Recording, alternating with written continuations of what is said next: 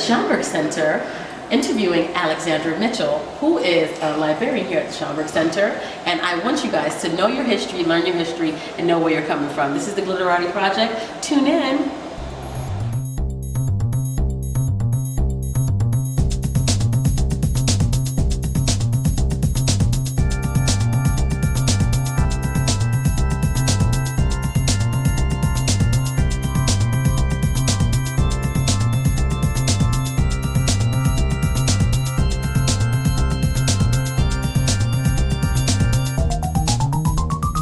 Welcome to another installation of the Glitterati Project. Today we have a special guest. So when I was growing up, I always used to go to the County Cullen Library in the Schomburg Center to do my research. And the librarians that were there were kind of like, you know, normal bun, maybe glasses, you know, snarky, but still wonderful in getting me the information that I needed. But today I wanted to kind of debunk and show you what librarians now look like, as well as how the trend of, you know, being a librarian is now sexy again, right? Because that position at one point was not something people were going into, but now a lot of cutting edge people, a lot of trendy people, a lot of brilliant people are going into being librarians and more. So today my special guest is Alexandra Mitchell, and she is here today. Hi, Alex. Hi. Hello. Hi. How are you doing? I'm doing well. How are you today? Thank you for being here with us today. Of course. Did I wake you up this morning to get here on time? I was here on time thanks to you, and my supervisor will be happy about that as well. Anything for Aisha Diori. So Alex, tell me a little bit about yourself and what you do, and give us a little backstory of how you got into becoming a librarian and the other stuff you do as well. Okay, so I initially started here at the Schomburg Center for Research in Black Culture when I was an undergraduate student at Howard University.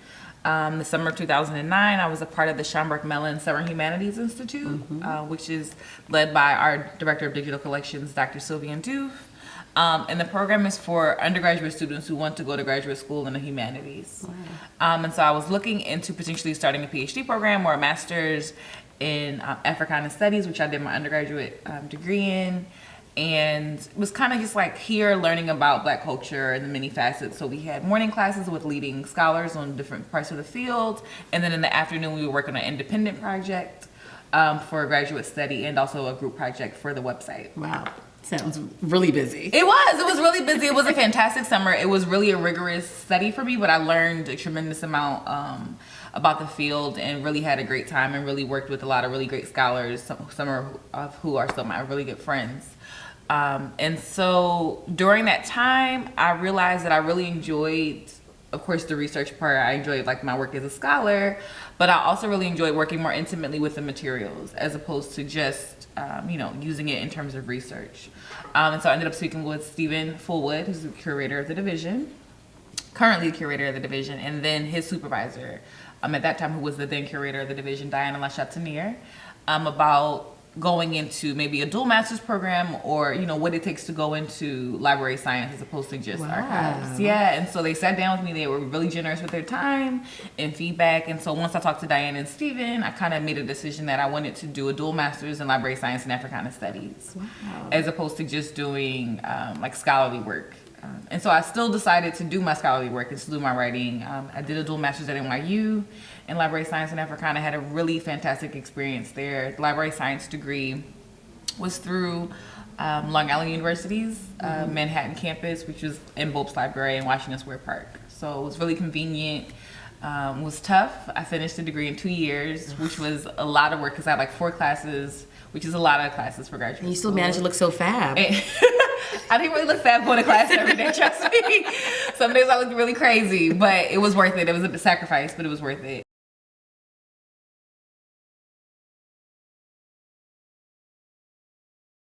I'll start, you all join in. Dun dun dun dun dun dun dun.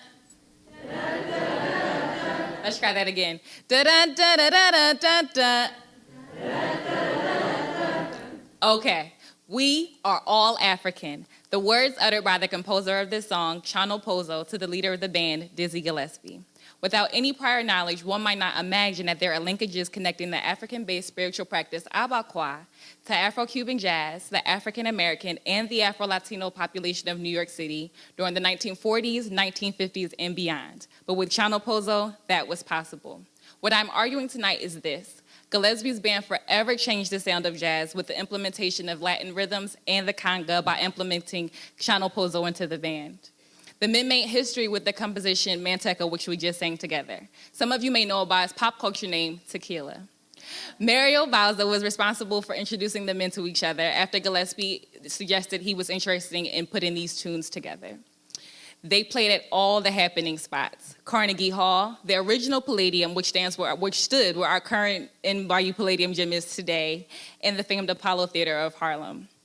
Pozo, an initiate of an all-male secret society for dancers and drummers in Cuba, Abakwa, would teach chants to his bandmates, including Gillespie. These chants made it into the songs Manteca and Afro-Cuba Suite, which Gillespie performed into the late mid-1980s as jazz standards. Pozo had an extremely untimely death after playing a concert in Georgia. His drums were stolen off of the bus. He was extremely upset and came back to New York to blow off some steam. He went to a bar, got into an altercation, and was shot dead. Gillespie created the lyrics, "I'll never go back to Georgia," and put them in Manteca as a result of this. Pozo's life is celebrated on a regular basis even until today, within all of the communities he impacted. In Cuba, there's a yearly celebration for his life where musicians join to play some of his compositions and have fun. In Tume, Miles Davis's famous conga player attributes his love and success with the instrument to Pozo directly, and there's even a tribute record composed by Terrence Blanchard and Pancho Sanchez. Within this 2-year period, neither of the men spoke the same language. Pozo was quoted as saying, "Dizzy speaking no Spanish, I speaking no Angli. We both speak African." Thank you.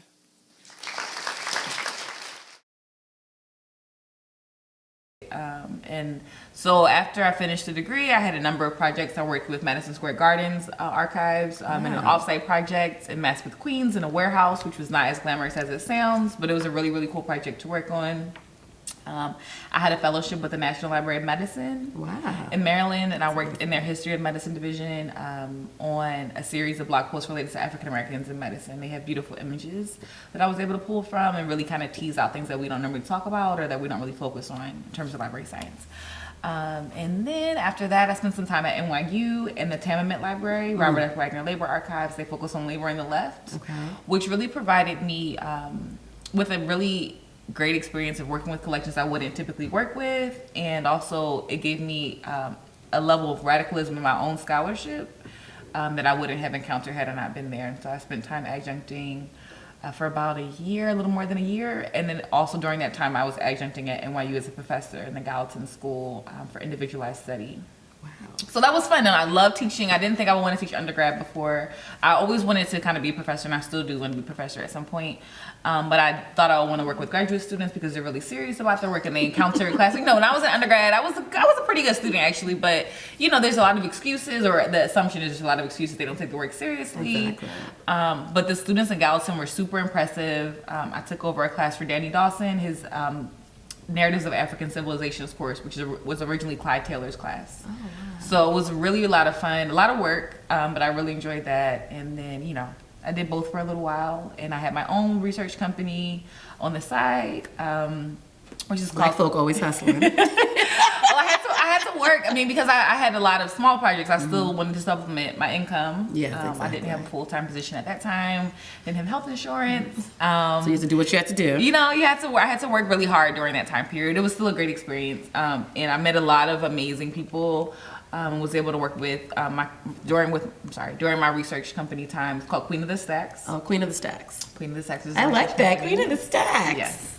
And so I assisted people with various research projects, and then I also ended up becoming archivist to the Reveille Club of Metropolitan New York, which is a group of professional African-American men, one of which is David Dinkins, the first Black mayor of New York City, is one of their original members. So I ended up processing their records in their archive, which subsequently were donated to the Schomburg Center here. Wow. And so during that time period, I was, taking on smaller projects, doing other things, traveling, doing a lot of writing. And also my book project came during that time period. I was offered a contract from Roman and Littlefield, which is a publishing house. And I'm working on a research and strategies guide for the study of Black writing with my co-author, Megan Goins-Doof, who also did the same program as I did at NYU and went to undergrad with me at Howard. That's so crazy. You kind of ran into my next question, which was what inspires you and what kind of pushes you to do the work that you do, as well as then push yourself to do other things outside of that. Yeah. So, well, I take a lot of my inspiration from art. Yeah. Art and culture. I spend a lot of time in my personal time and professional time going to different art exhibitions. I do a lot of creative reading, a lot of creative writing. And I'm always looking to Black women who've done what I'm interested in doing for inspiration or ways of knowing that it can be done. I'm pretty ambitious, and so I look to women who are super ambitious and who have accomplished, so I can know it's able to be done. Some of my biggest inspirations, like I come from a long line of like really strong women in my own family. Yeah. So I grew up in my mother's hair salon. So I grew up seeing my mom, have a business, run a business, have a family, be great with her family, be great in her business, build that from an in-house salon to a corner, of a major neighborhood intersection. Wow. And she developed that into a spa. She had handbags, she had scarves. She just did everything. So her and my godmother growing up watching them work was really is a big source of inspiration to me, as well as both of my grandmothers. They're really like my main sources of inspiration because they're really supportive of me, and they really my one grandmother was the person who started me going to museums as a child. So there was a whole new world that opened up to me as a result. Took me to my first dance performances, and so that really helped. Also being a dancer. Even though I don't dance as much as I would like to anymore. We're going to dance with that. A segue. That's a segue question since she talked about dancing. Well, I grew up going to Philadelphia, which is the Philadelphia School of Dance Arts. Wow. One of the major companies for Black African Americans and people from the African diaspora here in the country, which was started by Jo Myers Brown, an amazing dancer in her own right in Philadelphia. And so growing up going to Philadelphia, I've always been, and I didn't think of it at the time as this, but I grew up in a lot of like a creative space. Exactly. With my mom in the hair salon, with her friends who are in fashion, growing up dancing, I was always just kind of entrenched in like a creative space. And so I try to still bring that to my work, even though, people don't look at librarianship or being an archivist as like a creative field or idea. Oh, you just went into my next question. You have to be creative though, and I really enjoy that creative part. Next question. So demystifying what a librarian is, right? Yes. And I don't want to say putting the sexy in it or whatever, making it a space that young adults or people that are coming out of college or that are moving on, they'll want to get into. And how do you think that it has been from when you were going to libraries, accessing libraries as a young adult or things like that, to now you being a librarian and people seeing you and being able to kind of maybe relate to you because you have more of the look that, they look for. So what do you think? So, growing up going to libraries, I didn't have, my librarian growing up wasn't like the hottest. I think they were actually, I would go going like Philadelphia public libraries to like do homework or just be out of the house. But when I became an adult and coming here to the Schomburg Center, I was just really impressed with the wealth of knowledge that the librarians and archivists had here. In all of our divisions, people like really know the work.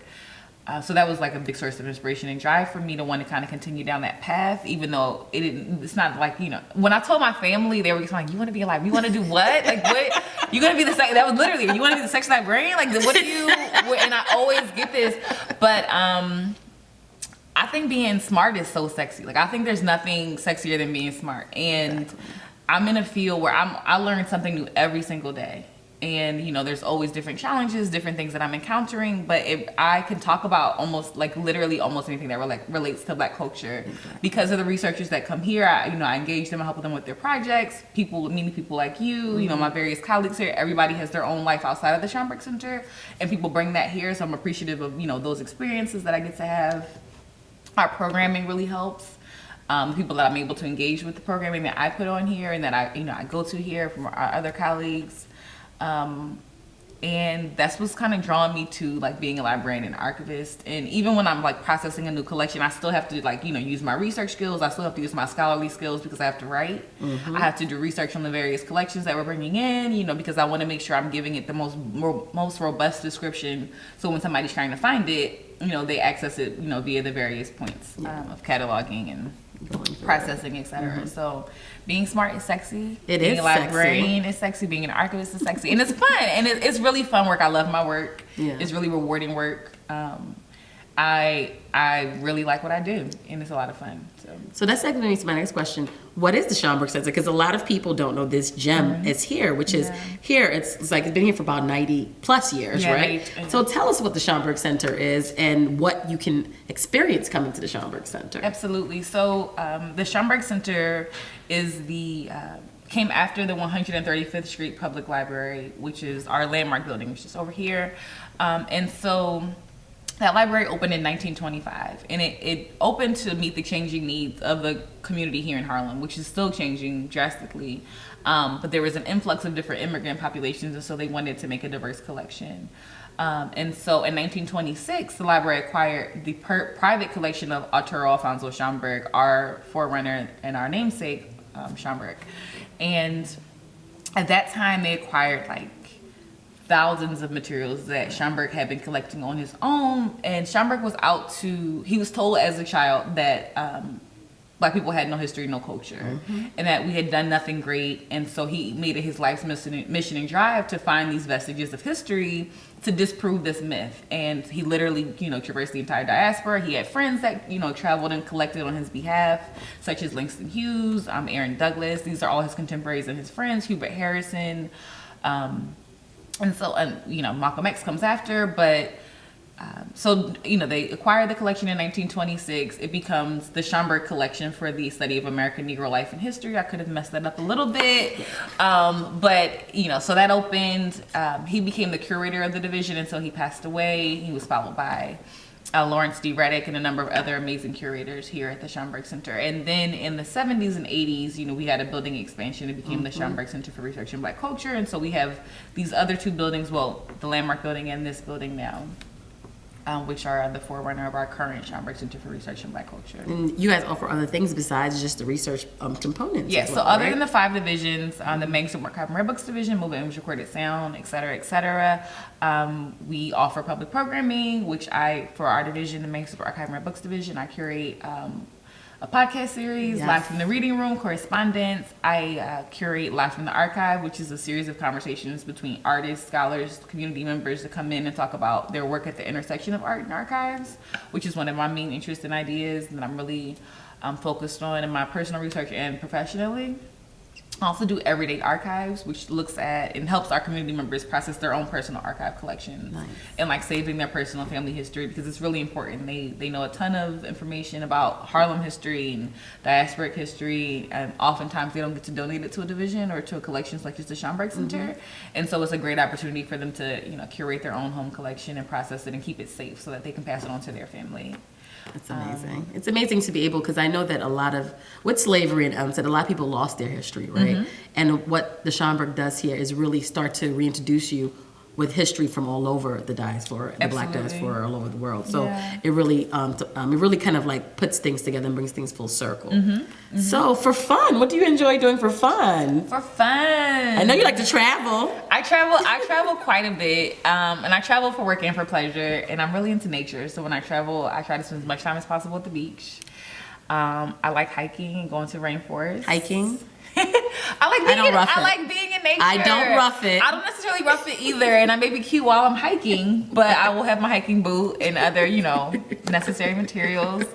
I read a lot. I really enjoy writing the book project and other creative writing projects that I work on personally. I spend a lot of time with my family, as much time as possible. They're in Philadelphia, so I go home as often as possible or have them come here and visit.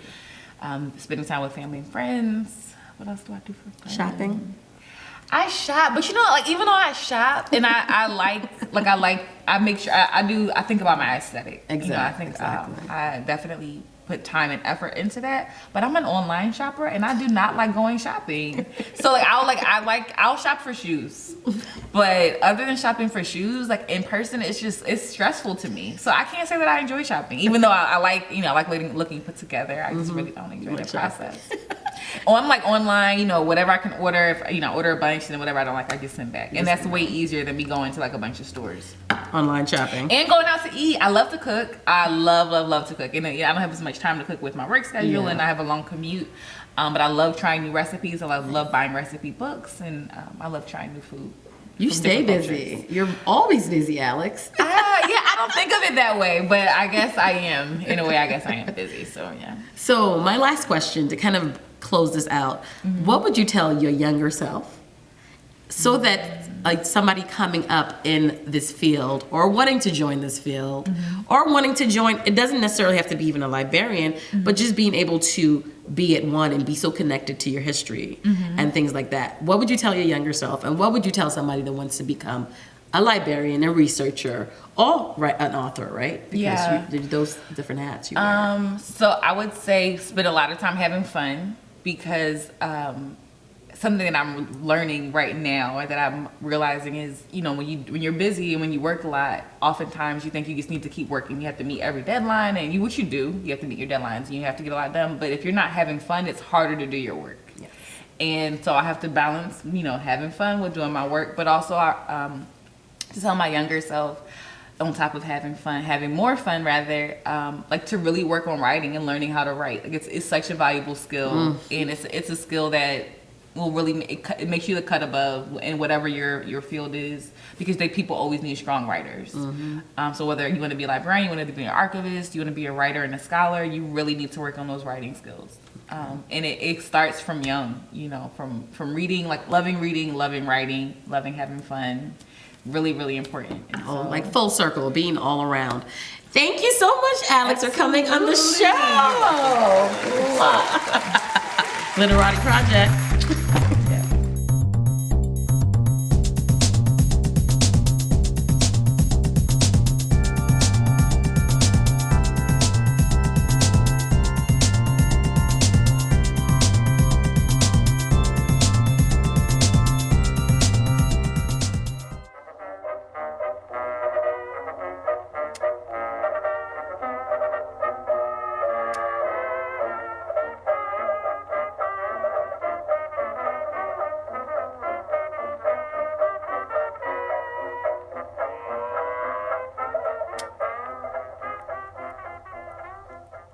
Live from the Reading Room, Correspondence is a podcast series that aims to share interesting and engaging letters written by or to key historical figures from the African diaspora. Each episode highlights a letter from popular collections housed in the Manuscripts, Archives, and Rare Books Division at the Schomburg Center for Research in Black Culture, New York Public Library. Today's episode features a letter from civil rights activist, dancer, singer, and actress Josephine Baker to Japanese journalist Sumio Matasuo. Today's correspondence is recited by Aisha Diori, Special Events Manager, Schomburg Center for Research in Black Culture, New York Public Library. Without further ado, we welcome you to the Reading Room. Hotel Gloria, Rio de Janeiro, September 2nd, 1952. Mr. Somio Mansao, Osaka Manchi News, Dojima, Osaka, Japan. Dear Mr. Mansao, our friend Miki Sawado just sent me a letter from Japan telling me how you are plugging our association. Dear Mr. Mansao, it is with great humility that I thank you from the bottom of my heart for helping to open iron doors that as yet have not been opened concerning racial and religious discrimination. The problem is delicate and the fight is hard, but the victory is certain because at last people of the world are getting together, especially the colored people. They're standing up as one man for their rights. Now is the time. Tomorrow night will be the inauguration of the two associations here in Brazil. We're taking Brazil as a symbol of democracy among the American countries because of the predominance of the mixture of races. The Brazilian nation is made up of the yellow race, the red race, and the Negro race, which make these colored nations predominant because of the three colored races against the white race. I would like you to send some Japanese literature to Ms. Laura Slathen, 1919 South Harvard Boulevard, Los Angeles, California. Ms. Slathen is the president of our association in North America. There are already branches of the said association in various cities in North America. We're giving lectures free of charge to the population in each of the cities on the colored countries throughout the world and about their culture.